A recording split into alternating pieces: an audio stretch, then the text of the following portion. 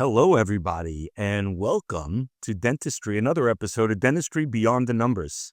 Today, I am enthused and bubbling over with excitement.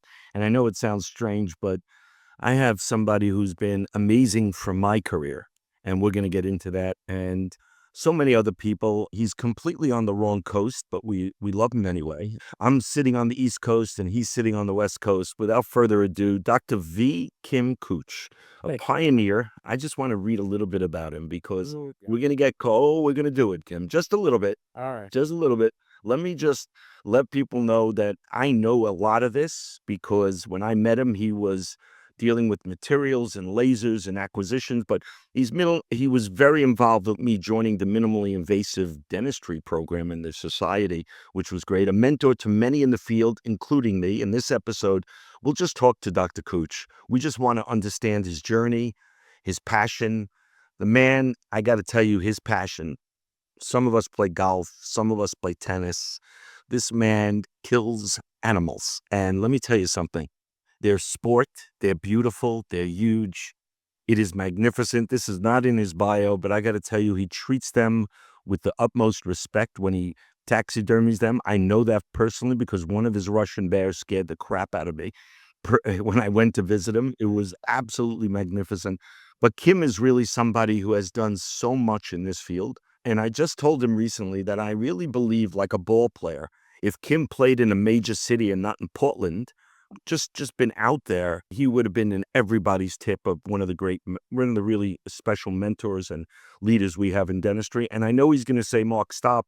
So without further ado, I want to introduce Dr. Kim Kutsch, a friend and a mentor. And go ahead, Kim. How are you? I'm great. I have never been better. You Actually, look Mark, great. there are mornings I wake up feeling guilty because I'm having so much fun. I'm having more fun in my life right now than I've ever had, and it's almost like it's like nobody should be allowed to have this much fun. Nope. But it's wonderful. Life is great, and So, it's a privilege for me to be here on your podcast, Mark. Kudos to you, and I'm excited for you. well, I'm going to get into the story in a little bit. I just want to talk about you in a little first because I think you're just such a special story. You know, Dr. Kutsch started his career I'm going to get this right. You started on a farm, I believe, right? And yeah, I would love to know, right? Being on a farm has influenced somebody. Like I was in a big city. My parents, they were very influential in making sure that I had some sort of job, career, profession. Mhm. Jewish mother wanted her son to be a doctor. You were on a farm, in a seed farm. Tell me where you went. How'd you get to dentistry and then just develop Um, everything you did? you know, I a couple of things I think about of my child when I look back on my childhood from my parents. Growing up on a farm is a tremendous experience. Like, I wouldn't change that for anything in the world. My wife, Dana, and I, we often talk about it because growing up on a farm is different than growing up in the city, and, I was put to work at a very early age, in the fields on the farm, driving tractor at age 10. I was mentored by my grandfather who farmed with my dad. My dad was a pioneer. He kinda had that mentality. He tried new things in agriculture and became one of the early, farmers in the Willamette Valley here in Oregon who raised orchard grass, started this grass seed industry, which is the primary industry in the valley here right now. World leader in, this area in terms of producing grass seed. And so, I guess I was raised with that mentality of you could always look for something different. Try something new. Don't be afraid to look for a way to do something better. Challenge the status quo. My parents were always, I think, challenging me to be a strategic thinker and think for myself. Right? Take all the data, get all the information, but then don't be influenced by what's popular, this or that.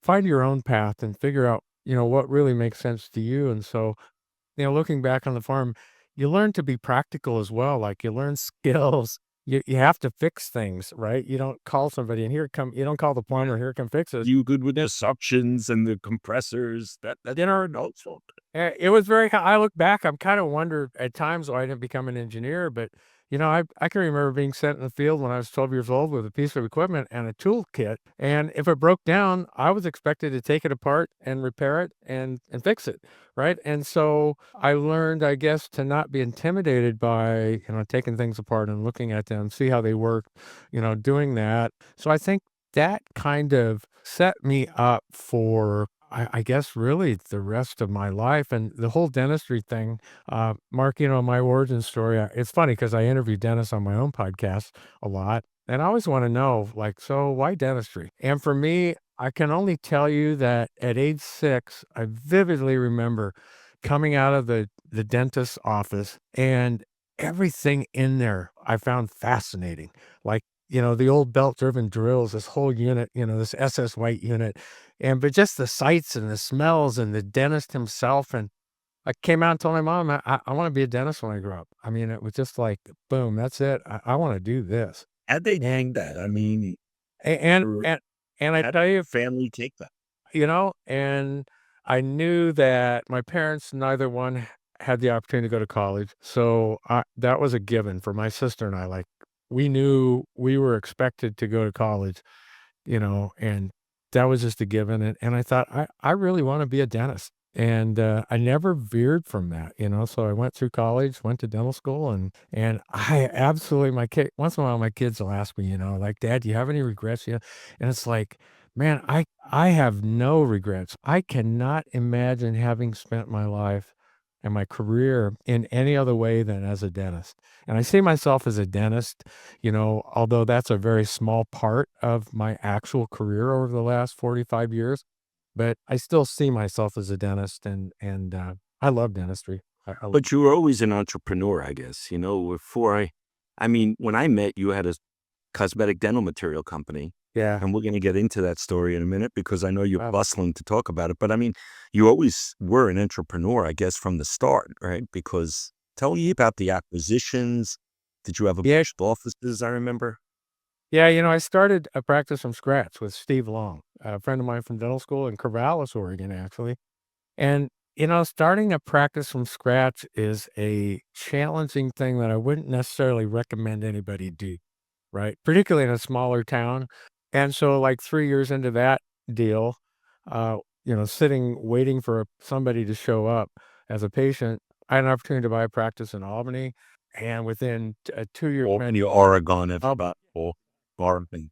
Albany, Oregon, and within a span of 6 months, another one came for sale, I bought it, and within 2 years, I'd bought consolidated 4 dental practices, and so it's really more of just an opportunities that came up, and I saw, gee, after having I was well motivated to, build a larger practice, having, spent 3 years trying to build it from scratch, which was successful, but it was, challenging. So yeah, it was a long journey, and then yeah, this is a small known fact about me that I'm sitting here thinking about that.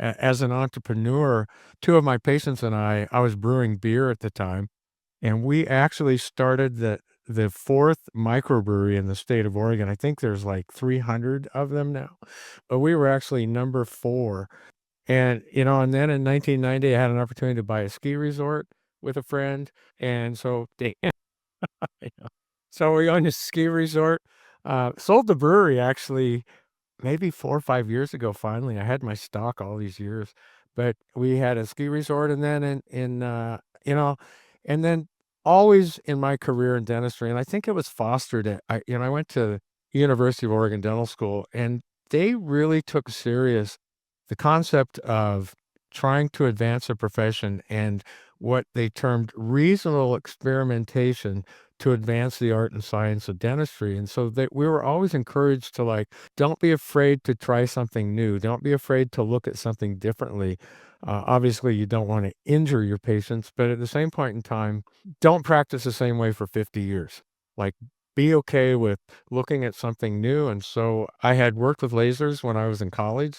And so when, Terry Myers started working with lasers and started reporting on it in 1989, I actually got involved, one of the first dentists in the world actually to get involved in lasers in dentistry, and so, that just kinda opened a huge door for me. Right. That's great. Now, I just wanna go through a little bit of how I met Kim. Yeah.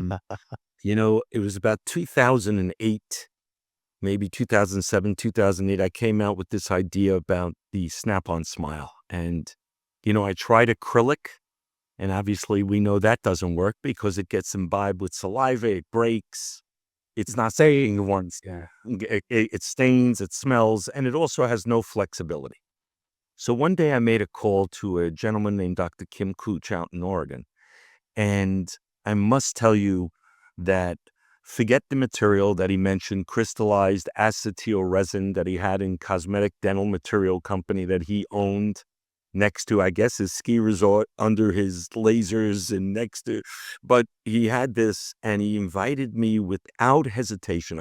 I told him my whole idea and he really, now I don't know what he was thinking. I definitely know he was thinking I was nuts, and that was for sure.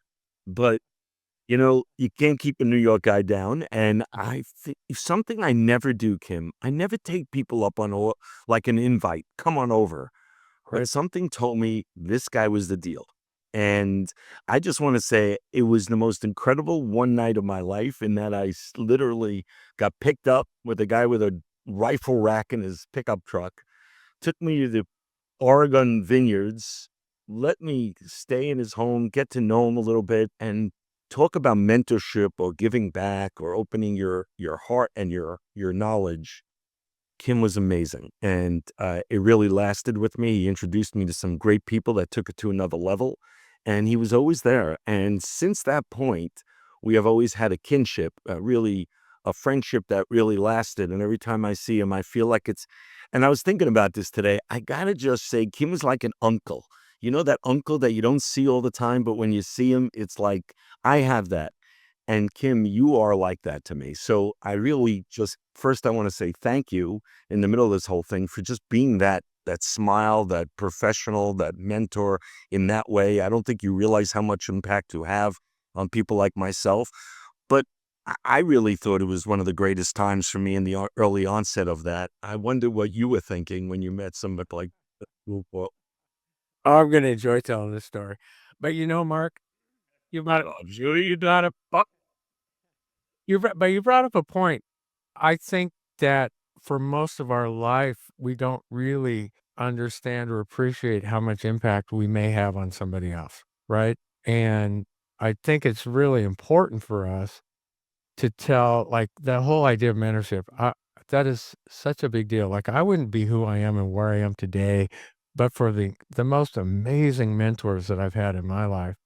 And, it was a couple of years ago that I was in this class and they were like, "You should reach out to the people that mentored you and tell them what that meant to you," right? And I did that, and and it felt so good to me to be able to say, "Thank you so much for what you've done for me." And I think for them to hear it, and maybe they didn't really appreciate it, what a huge impact they had on my life, but just the importance of mentorship, I think it's so underrated.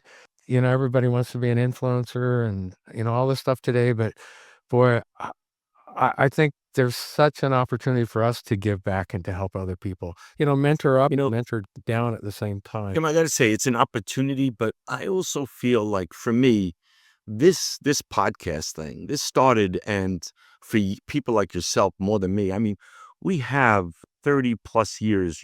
We have together probably close to 80 years of experience on Yeah, this podcast yeah, of doing the dentistry at a high level, both taking companies out, both being involved in the equity world, yeah, both doing well in our careers and enjoying the heck out of life. If yep, we, the people like ourselves and people like us, don't like doctors like us, don't give back, don't mentor, look for a dime on every turn, we're doing a disservice to the TV community. I mean, yeah, I really believe that. to the world. Right. Yeah. Go ahead. Uh, but anyway, Mark, every time you have such an infectious energy about you. I mean, I love running into you at a meeting because it's like the first thing I want to do is just run up and give you this giant hug and say, Mark, how are you? But for the audience, for your audience here, Mark is a very persistent individual. Mark called me the first time and he had this idea and he was using this material that I had in my company. We were using it for flexible parcels and flexible appliances. And Mark had this idea for making, what sounded to me like party teeth. And I was like, "Gosh, Mark, I don't know you, and, that sounds really interesting, okay, I really wish you the best with that." And I hung up the phone, and Mark called me back about 2 days later, and I didn't blow him off, but I was just like, I'm not seeing this, Mark, and I'm missing something here, but I'm just not seeing it." And I think it was the 3rd time you called me. I remember where I was at when you called me, and you called me, and I'm like, "This guy is not gonna leave me alone." So, you know what? Mark, there's something here that you see that I don't see. So why don't you got to come out here? You got to come to Albany, Oregon.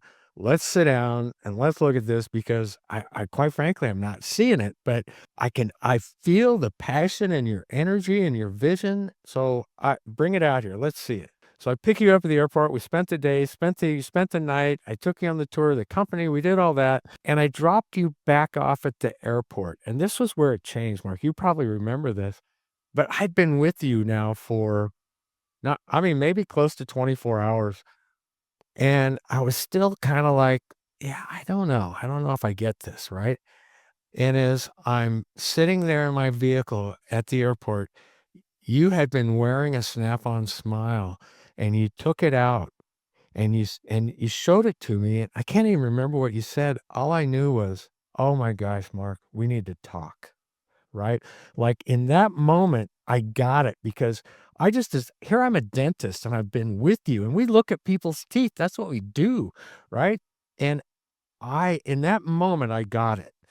And I was like, "Mark, we need to talk." And I've got the perfect guy for us You, to talk to. you, I just happen to know the one laboratory technician in the country that knows more about this. Chris Schermerhorn at Northern Virginia Dental Lab knew more about this than anybody in the world, and I gotta get the 2 of you together because this is something, right? This truly is something, and gosh, Mark, what a great product and a great idea, and it went on to help so many. I used it in my own so many practice. people. It helped so many people, right? It was yeah, anyway, so that's how I met Mark and thoroughly enjoyed getting to know you and the relationship that we've had all these years. Is amazing. And I must say to everyone, Chris Schermerhorn, we haven't seen each other in a long time. Another one that I have tremendous fondness. Next week, I flew to Northern Virginia to meet Chris in person, and I spent about 6 weeks in a row going back there to work with him in his lab. What a great opportunity. Hey, Dr. Marc Liechtung here. This episode of Dentistry Beyond the Numbers is brought to you by Carie-free. If you're looking for a smarter way to fight cavities and elevate your patient's care, you need to hear about this. Cavities remain the most common chronic disease. It's time for a revolutionary approach. With over 20 years of science-backed information, Carie-free has developed the ultimate system to tackle decay at its source and keep your patients cavity-free. Created by a tremendous dentist, a leading dentist, and trusted by thousands of professionals, their elevated pH products combine nanohydroxyapatite along with other clinically proven ingredients and comprehensive risk assessment. And here's the best part. You can try it for yourself. Carie-free is telling you to visit caries-free-pro.com. That's caries-free-pro.com to request your free full-size sample box today. Carie-free is changing the way we think about caries prevention, giving both dentists and patients the tools to stay ahead of decay. Don't miss out. Head to caries-free-pro.com and see the difference for yourself. Now, let's get back to the conversation with the incredible Dr. Kim Kutsch. But Yeah. you know what, Dr. Kim, what you touched on, I mean, there's so many things we do in our careers.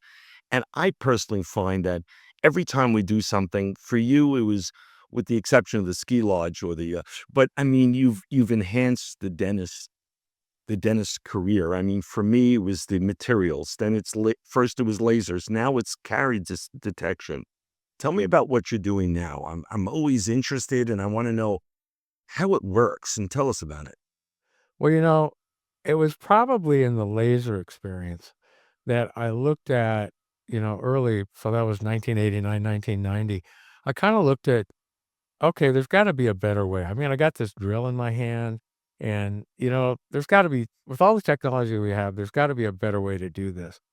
So, I first attempted using lasers, and lasers are great on soft tissue. It took a while before we kind of got them up to speed on hard tissue. So at the time, they really weren't that effective yet. The different wavelengths of lasers hadn't really been utilized for hard tissue for cutting teeth, preparing stuff. And I got into microabrasion, and what a great technology that was, at least as an alternative to the drill. And then it opened my mind to, well, let's do this from a minimally invasive standpoint. Now I've got a piece of technology that's more precise. It gives me the ability to do stuff I couldn't before. Let's try treating, the dental caries more from a minimally invasive impact. And I did that for years, and my patients just kept getting cavities. And I was so frustrated because, I grew up in a small town. Most of my patients had known me my entire life. And so it was like I was truly trying to get them healthy, and I was doing everything I've been taught. They were being very good at doing everything I was asking them to do. And yet they just kept getting cavities, and I got so frustrated, I finally was like I was ready to go back to school and just study cariology because 'cause I'm like, "I don't understand this disease because whatever it is that we're doing, nobody understands it because whatever we're doing, it's not working, and people just keep getting cavities." And I, by chance, got to meet Doug Young at a dental meeting in 2000. He and I were on the podium he was on right after me, and I stuck around because I knew of Doug, and afterwards, I'm like, "Doug, we gotta" I was kinda like you. With me, I was kinda like, "Doug, we gotta get together. We gotta figure this out." Like a And dog on a bone. I Like was a like a dog dog on on a a bone. bone. It's like, "Okay, I got somebody else that gets this, and we gotta put our heads together because nobody else is solving this, and all the research, that's great, but 40 years of people studying this stuff that I knew still hadn't come up with any answers." And Doug introduced me to John Featherstone at UCSF, who really was an incredible mentor to both of us. And about that time, I took John Kois's Continuum. John became a great mentor to me. And then Doug and I just started. I realized I didn't have to go back to school. I just needed to read all the research. I needed to learn everything that I could about dental caries, read all the research, and then try and sort through it. And it was just kind of the infancy of the internet. I mean, believe it or not, but it was instead of having to go to the dental school and sit in the library at the dental school and pulling journals, I could look all this stuff up online through PubMed just like from my desk at home. And so I had access to the world's research. And Doug and I spent a weekend together. God, we probably printed out 500 papers and we're digging through them and trying to make sense of like, how do you treat this disease from a medical standpoint? Like, let's go back and figure out what's causing the disease and treat that. And we just kept coming back to Philip Marsh's research on pH and he was at Leeds University in the UK, and I reached out to Phil, who's become a good friend. This is 25 years ago, but again, it was the internet. I reached out to Phil, uh, by email, and he answered back, and he was a researcher and so excited that somebody else actually got it and was interested in his research, and so he mentored me, and then he introduced me to Edwina Kidd, probably I think the brightest mind in cariology we've had to date. Edwina offered to mentor me, and I love Edwina, and if she's listening to this podcast ever, I deeply appreciate her. She is the toughest taskmaster that I have ever had in my life. Like, I would send her papers pre-going, before I would send them off for peer review, submit them to a journal, I'd send them to Edwina, and I mean, she absolutely butchered my papers and I was like, "Oh, no." But what I learned was because she was so hard on me that she challenged my thoughts, and actually those papers all flew through peer review.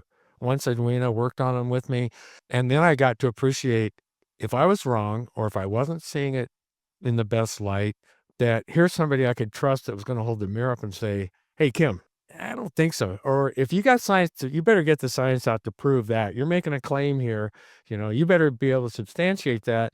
And she really challenged me along the way. And actually, I came to value that. I mean, a lot. But I just look at those people who mentored me in the field of dental caries, and I wouldn't be here but for all of them.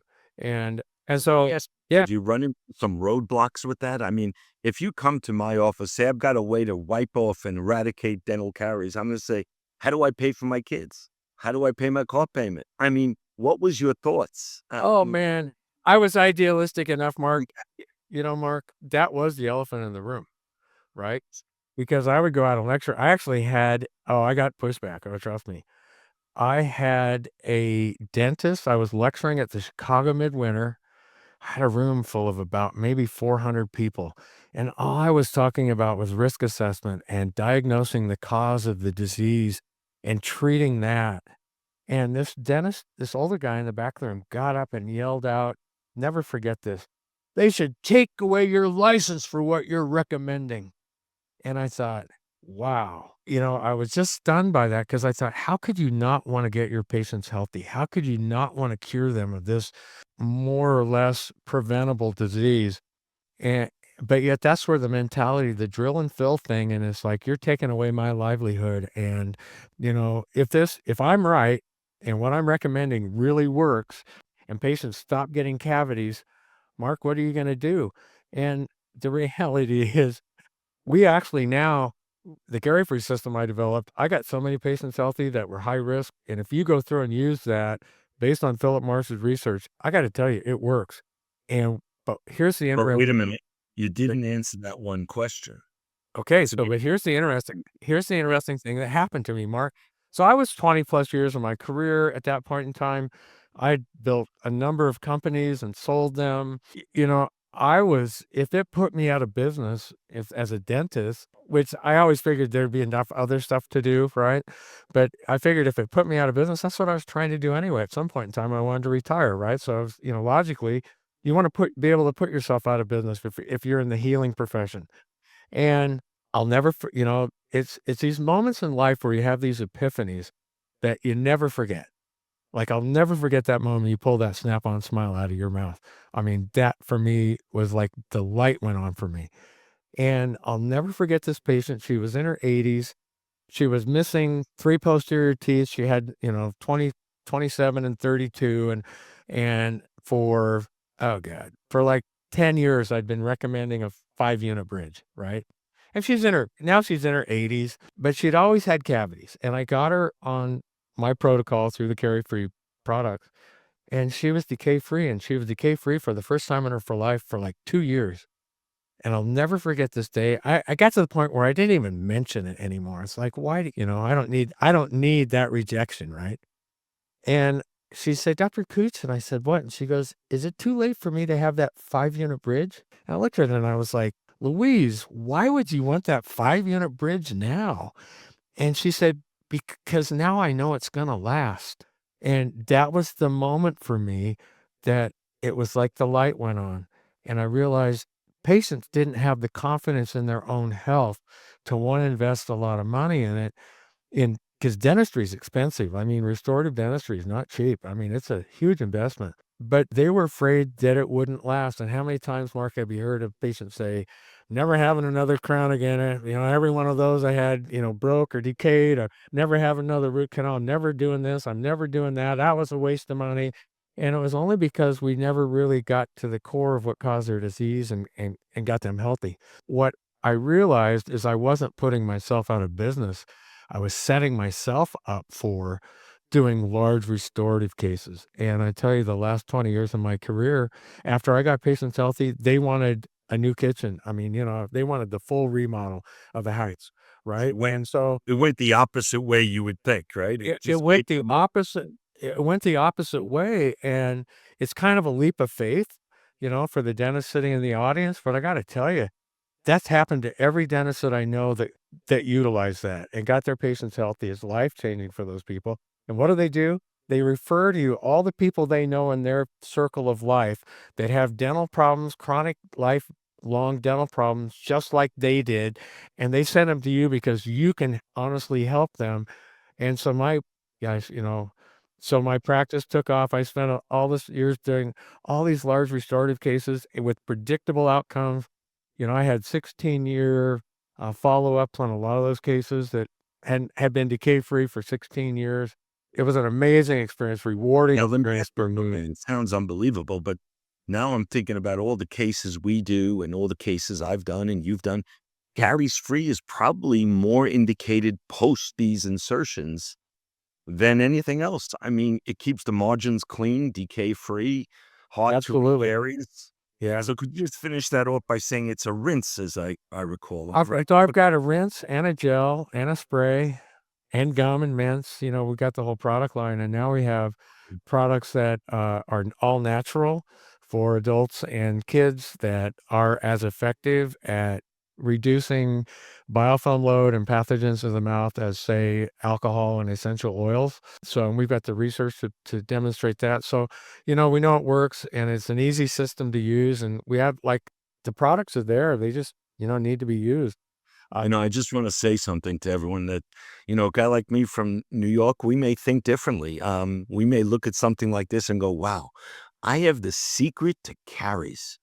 I could eradicate decay for the rest of our lives. I would personally think about it, but I would give it, what do I do? Where do I put it? Do I announce it or?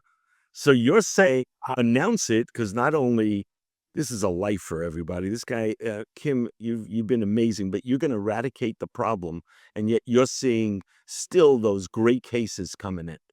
And Oh, now and it I'm more confident oh, that God. We're losing and, Mark, we're losing the battle on dental caries.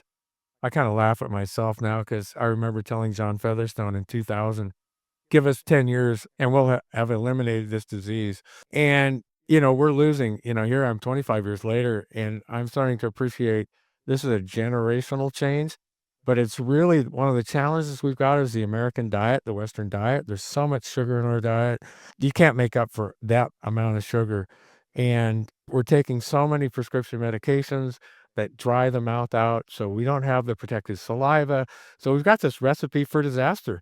And, you wanna make America healthy again, we gotta start there, somewhere in there, and that will. was gonna say, have you reached out to anybody in Maha land, like make them? I haven't yet, but I'm cheering them on because, if we could change our diet, to reduce the amount of sugar, if we and, people like Rob Lustig are out there trying to make that change.